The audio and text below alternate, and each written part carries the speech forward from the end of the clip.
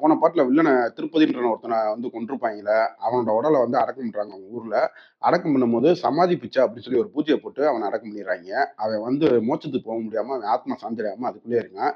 அவனோட ஆவி வெளிய வரவும், இந்த ஊருக்கு என்னென்ன சாவுக்கேடுலாம் நடக்குது. இத வந்து தமன்னாவ கூட்டு வந்து எப்படி உங்க ஊர காப்பாத்துறாங்க அப்படின்னு சொல்றது தான் இந்த படத்தோட கத.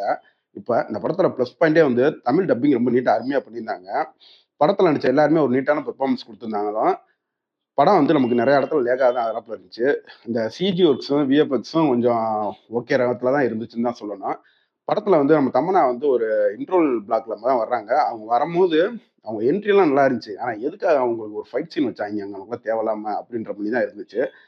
மொத்தத்துல இந்த சைக்கிள் இந்த ஊருக்குள்ள தனியா போற சீனு, அந்த ஒரு காக்காமணி ஒண்ணு பறந்து வர சீனு, இது எல்லாமே நல்லாவே இருந்துச்சு. அந்த கொலைகள் நடக்கிறத காமிச்ச விதமும் நல்லா இருந்துச்சு.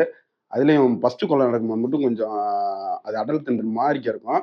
அத மட்டும் மைண்ட்ல வச்சுக்கோங்க. மித்தபடி இதுல தல துண்டா போறாப்புல, இந்த மாரி ரத்தம் தெறிக்கிற காட்சிகள்லாம் இருக்கு. அதனால இத ஃபேமிலியோட பார்க்கலாமா என்னன்னு நீங்களே முடிவு பண்ணிக்கோங்க. ஆனா மேக்ஸிமம் ஃபேமிலியோட பார்க்கலாம். அவ்வளோலாம் ஒண்ணும் பயம் இருக்காது, இதெல்லாம் இருக்காது. ஒரு நார்மலான படம் தான் அது. ஒரு கமர்ஷியல் படம் மாரி தான் எடுத்திருப்பாங்க. கிளைமேக்ஸ்ல நம்ம அந்த சிவன் சாமிய வச்சு லாஜிக் இல்லாம ஒரு கிளைமேக்ஸா இருந்தாலும், கடவுள வச்சு அத முடிச்ச விதம் கொஞ்சம் நல்லாவே இருந்துச்சு. அதுக்காக இந்த படத்த ஒரு தடவ ட்ரை பண்ணா ஃபேமிலியோட ட்ரை பண்ணி பாருங்க. இப்போ அந்த படம் உங்களுக்கு அமேசான் பிரைம் வீடியோல தமிழ் டப்பிங்லயே அவைலபிள் இருக்கு.